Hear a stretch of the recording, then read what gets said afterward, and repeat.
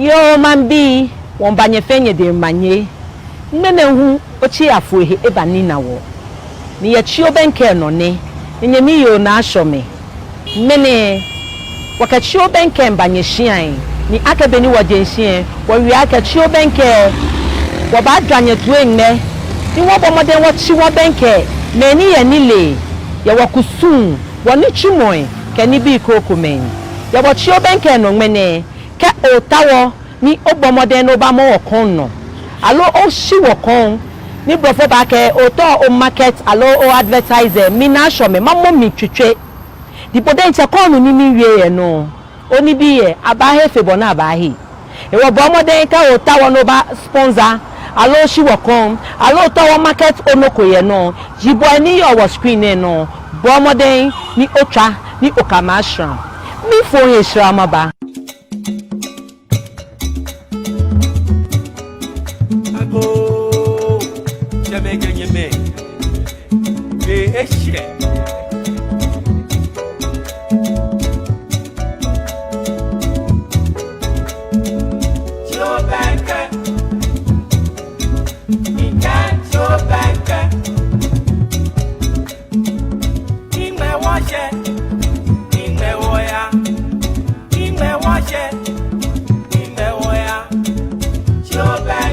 Yo mambi info ye shraw shi imba mene de be chonke ha we wo bomoden wo chi wo benke wo papa ke wo no fiano niji Emmanuel Hove Posu eye rent control ni ebla chuhaimo ke he wo ni bi ami echon wo imba min pebo ke mba chi o benke no yo na show me min davoshin ake nye pe wo ke ba nye studio ake Obagbla ni ye rent issue ye Ghana echoma ofaneto yo ten ngodomo o egba ene what chi wo benke bo eja kesin menke me na sanjimpi ya chun hai mone sanjin la ani wo ba bia keka kesin ache onu mi shi dani ma bibo na kan question miniji ogbena ye rent control yo ngbena ji ake miji wie mo dan lo can I rent control? PRO can I rent control? Nino no say when year Sunday I can rent officer you rent control you Ghana then no fit many year Sunday you rent control ni miji PRO you rent control ndi lawyer jibo again I tell what lawyers she was your shia sajin you rent control o fa ene ke ake mene shia che ni na moji shia che yo ka moko ba che shiache alo abache bo shiache be oji moko ni o machu ni je moko ne machu keke shi moko ne e machu ni eke ha moko ake mo ahimi ni ehe shikaye moko de no o papa alo che banye machu ne eke ha bo ako owomi ke he ko shikaye ode achenle shiache alo achenle landlord jamoko ni ehe shikaye mo de ake mo ahimi afi neke alo ochi neke alo nyoji neke dana ba chebo ake shiache ewa ke ma bie ake shiache mini ji ogbena ake shike inye ne mba ha itu yo onwo mini ji ogbena ni sani makpa gbekeje onwo okay kenkre no ni yo miji ka o machu ni boden cho to wo himi ya mlako beni ba mo okwe ake sani oya neke gbeno shike ba odon mi ake nkechune ba ha be no ni kenkre ni sanlo feji oba ba rent control office we no kon watch all assessment and we ba question am no ka we ba question am we rent control officer say we ba bu ake ochune bo le da alo bo le yo BBS and 50 alo 100 cedis niji shikani sano he tunede no wo ba bo no ni watch all certificate mi wo ba nma ya ke sani o he shikane ye niji ochunyomo wo ni sano he mokode no ba do mo no ke adafi ba petition ya ke itune mokobe mi wo mi to moko ha no ka mokomba oshiam sani no ni watch all tenancy agreement sani o prepare ekwe function because bo machine no le ni bi ni sanafe ye hia ke ni bi ni esa na fe hia she face sani edomomla ni angmano no ka ofe na kan tenancy agreement no ken hamo ni mo kane ni di money ba ke to shan de kane ne ka ke mrani oke wo no manyema ye no nunu e ba san ke san e dani ke shikako e ne ke ba wo bo ke e wo bo shike tan sani o ha le no ni wo to le receipt o ha le ye jeme no bene ke shika ba bo no sani o ha le receipt ko ha le receipt tan wo no ko ni wo to le rent card esu tomoneke neke rent card yo rent card boshin ache ogbe ke o contact fen yemi landlord and tenant ni ba un de wo boshika ni e kan de tenancy agreement ni wo mi ake ba nye ye no lehun egbe ke contact em agbene e ko ye ni sani tenant moko kenye mi jo mami jo ewe kunyoko sani gbe ke eyo that's the next of kin allo emergency number allo witness sani no yin no ke no yin etan ka okwe card mi e ona ke mra ye ake ke oya ha tun esa no ohi omoko more than noji epa ke moko bo shi an lo ba ele tunyomo we sani every nyo fe nyo ohele shike balaka oto ohele kutuwe obe egbe akeshin ache oba hele niji afi sorry nyoji epa ko he more than nyoji epa be mra okemra tuni ni ke woke boya dumo mra yin obanyo oya wo tumi nyoji eten no won bokoko shin ache me fe ni cha me shin ache mra ke amebe egbe na mba more than 6 months tunyomo nyoji epa nyomo ye shin ache no ton woni ke card ne nyoji fe doji no ba wo aba nwa me card ne ba le enyo no ba bo shin ache oba yen kome ke money tenant le won yen kome no ni di na gbeji ke o he tunyomo o fe tunyomo e sa no pay tax no ni wo chole tax ni no ba ya Ghana Revenue Authority no ya pay na kan tax ke shin ani me ye mi e wo chole 8% ni sa no pay shike store ni oke high ni mo continue ye mi le wo chole 15% ni sa no pay ro tunyomo fe tunyomo no ba we to ye ni sa no wo ro these are basic need bo tenant alo mo ko no to shin ko te mo ko shin no ya high mo ko shin sa lo kwa ke mo eye tenancy agreement lo eye card lo eye receipt lo ke han wo se o da se ile wo sa no demand ake sani ni bi ni e fe imanshia jambo ngo da no ba ke mi akeke tuna he 100 cedis alo 200 cedis alo in ka he fenyoji epa mi manshia ni bia ne no ni ya no ahe afi enyo ni nyonye ke ye woji ami enyoji epa ani nya nu helo ni mini ya no akeke mi manshia jabo ba ke mi akeke ne kan hai no he negen okay ke wo ba yue ke wo ke mra ba tuni be wo fe Ghana fe wo he wala alo wo ni fe mo di bani mra atuni ke bonasho me to ya ha chuko ni mo ke ba more than 6 months no fading no shinote ni minte ni mi fi la ke ye shika na fi enyo ite ni ya fe wo ye no wo fe wo ni mra atuni shike bote ne he alo a demand po o ye gbe no ba rent control officer no ba ko ake mra na ka ka tuni shin ache ne eye no wo ba do mo no wo ba invite na kan shin ache ni eni mra yo wo ke ba fun ke onu e ake mo ko we ya pay more than 1 month and 1 year alo 2 years na kan mo wo ba no egbe no report ole because mo le we wa wo shin ache e wale ko ne channel ne more than 6 months no wo bo kokoji ke mo ko demand e bibo po ne ekoshika yo de mra etono no ye egbe no report la lo kele ba rent control ni wo ko ni wo ya yin mo ko shia koko ya report le o ba no nje sani eji mra fion ne ke ni ne face pintin e fion se ake shia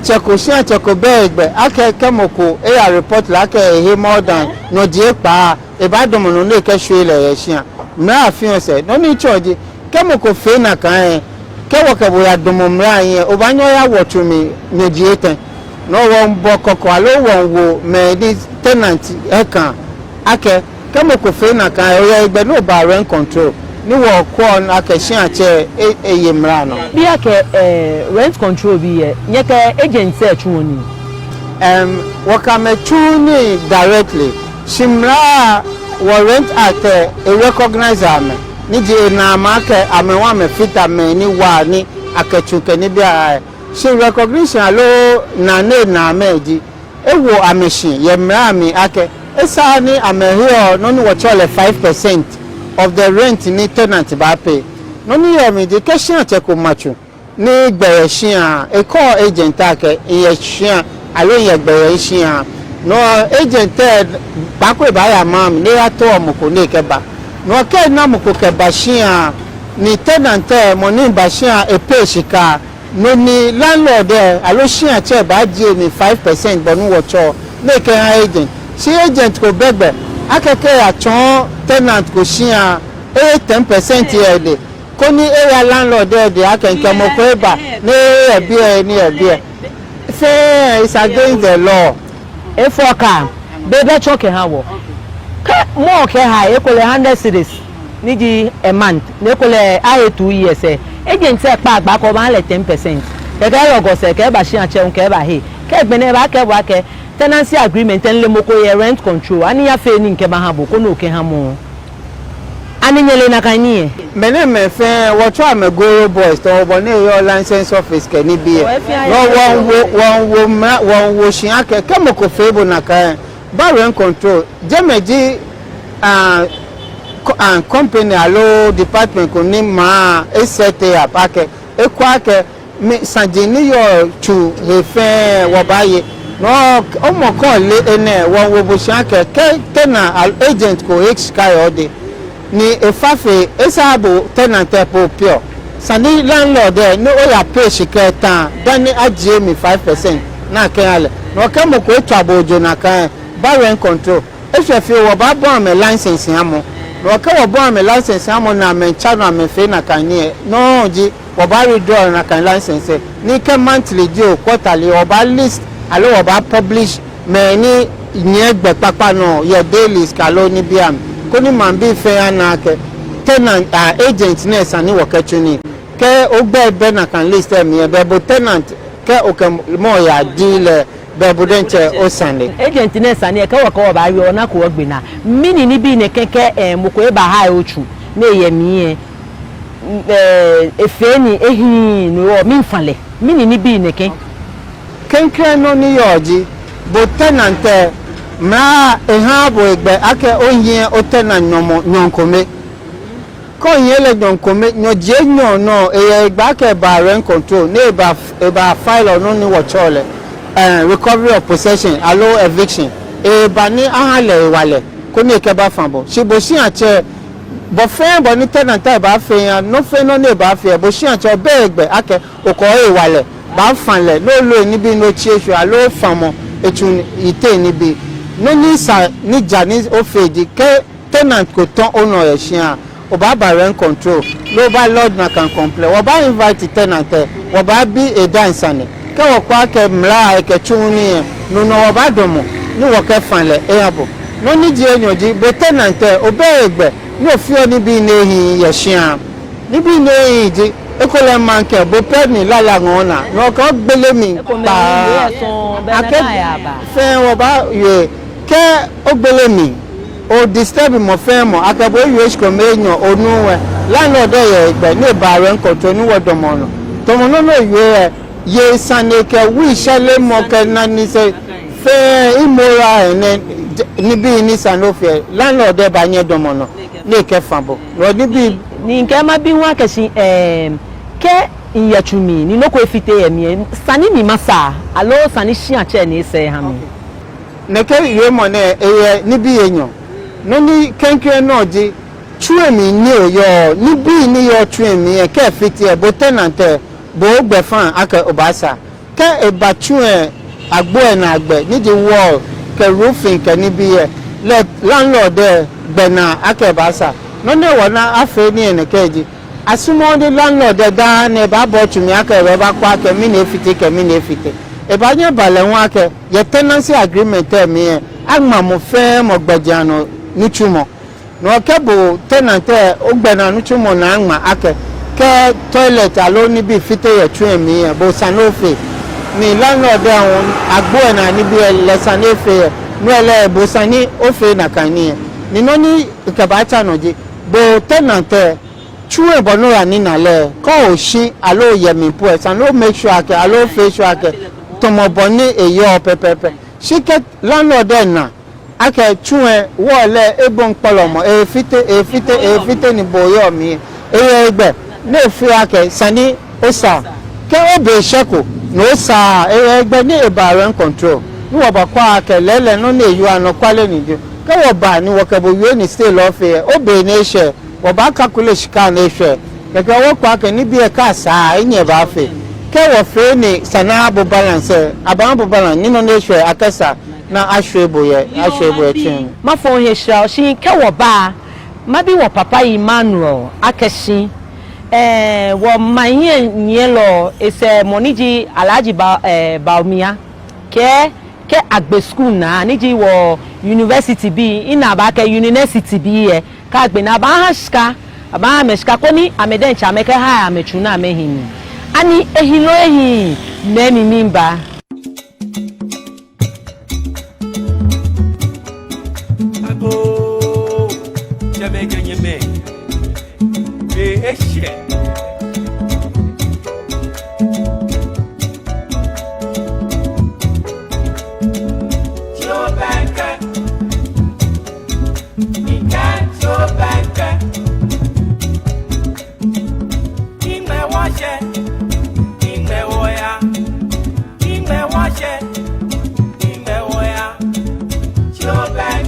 yo mambi info ye shwa shimba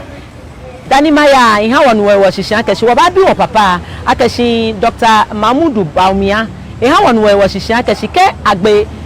meni ba tomo university bi poly bi ke woni e ka megbe na amla le fe ya keshi abaska abapomoda ha meska fi oni ameke ha ituni ji ameke je ame blashishin ani ehi ni ebawa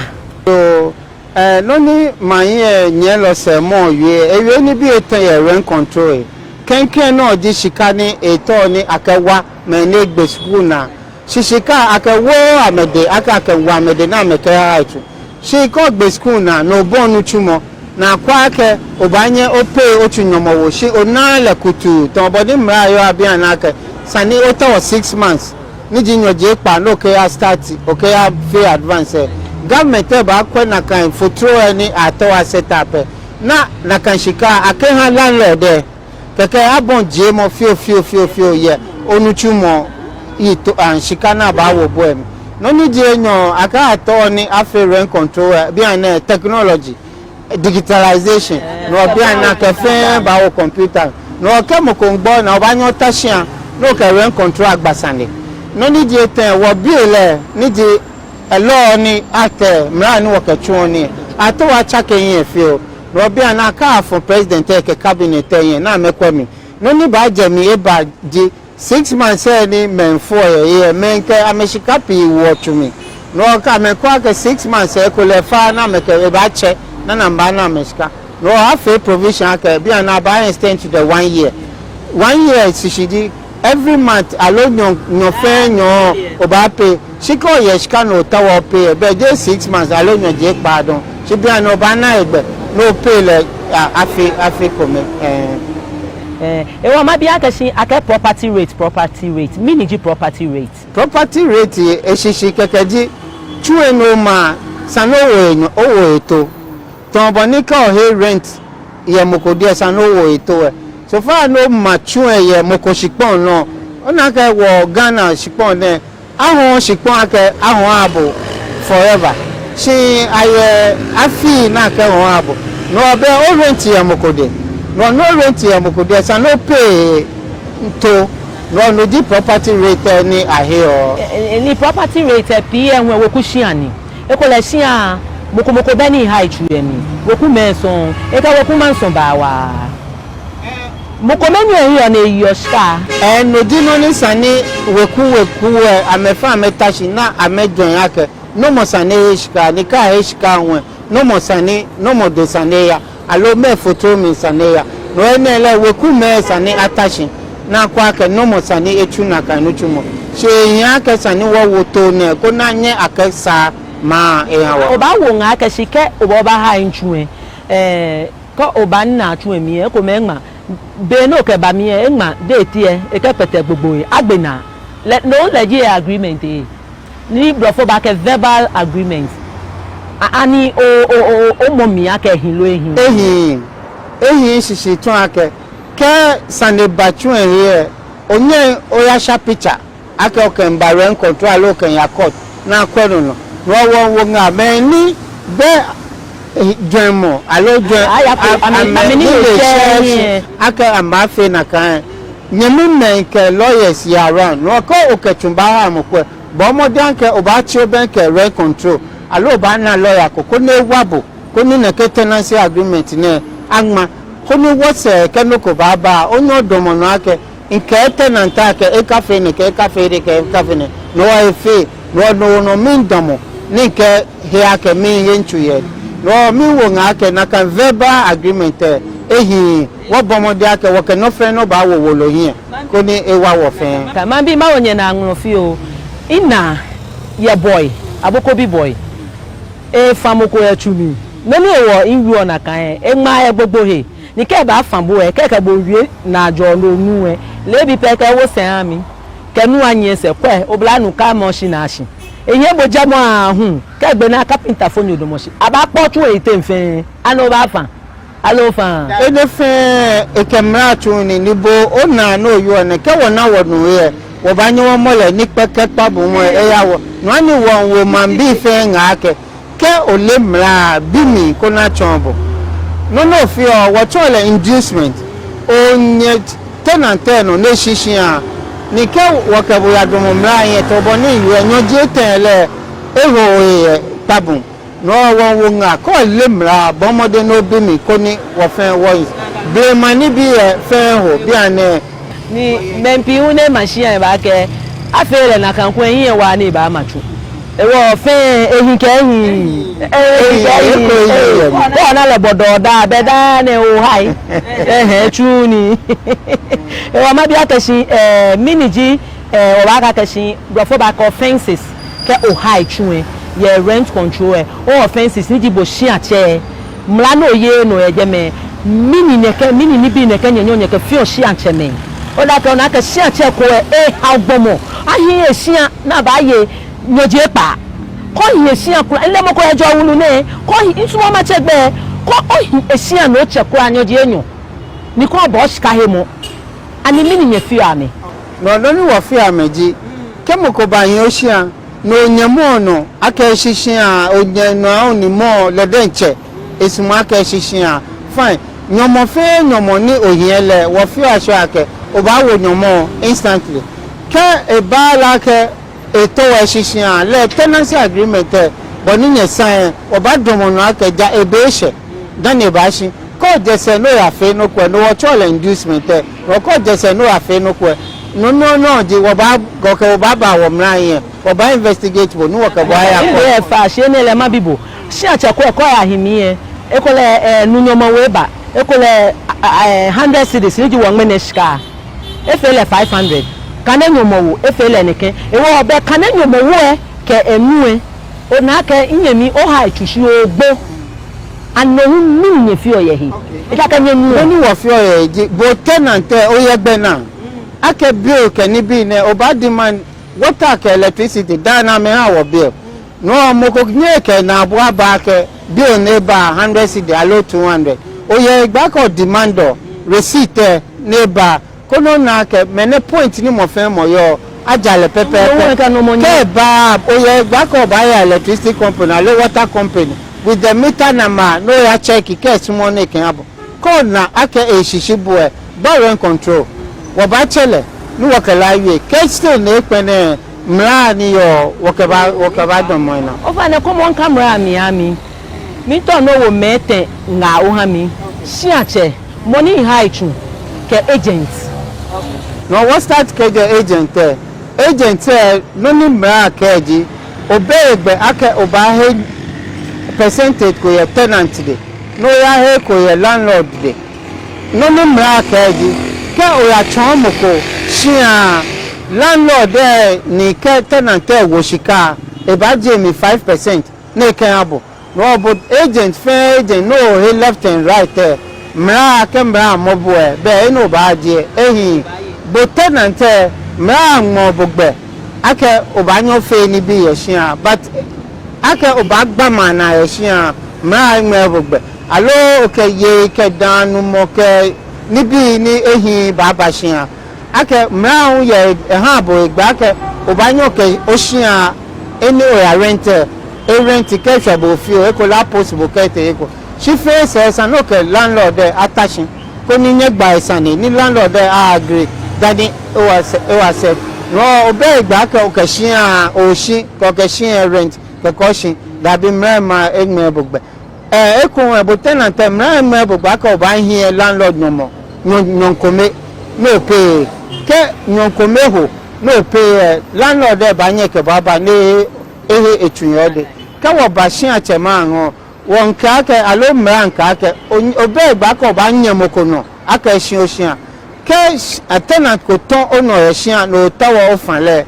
eni san lo baji o ba rent control ko ni wo invite na kan tenant no wo ke la gba sande ka wo pe ni no ni efio eyin wo ba ha ewale alo wo ba domono ni wo fanle eko won bo hia to obe gba ko ba more than alo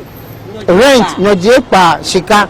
ko more than no je pa shika ni won le show no be o ba je pa bom ke magistrate agree ake sanofe no nga wo ni wo yo ne na kan tenancy agreement rent card ke receipt ke ni bi wo fe wo bo modern ake won le ba she ko no ko ni ke mu ko ba yin o hia no hale ko ni wo se ke no ko happy won wo domo na kan ni bi ano ni wo ke ye sane yo man bi be be choke ha wo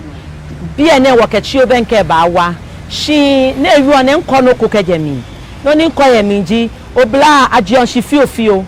oba ichu fio dani yo aba fe bodro mo no ba yonye oba nyonye lacha ni okeba mo no ka ha wo ka mo ko wi ake ni shi an so de pa e wo bo wo yo ya no ya ma yin le blow ya le blow rent control ye ame ba bo modern ame nyi omi ka shi be no ba shege mene eni wo ka ni fe mo ni ne je ke ba hanye ji wo ye afrikiko ni ji South Africa ba mene chi obenke bia wo ke ba wa yenye mi yo na asho me nke ka o ta wo mamo oni no ho mi ojogba lo to shi mi kan bo modern ni yibo eni dwele no ne o kechu ni mene o ti hu efe bi e ko nke nye ke shi akwa mozro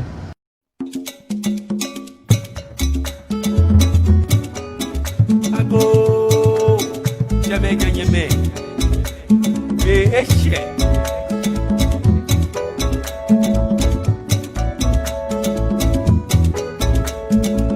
Jobanka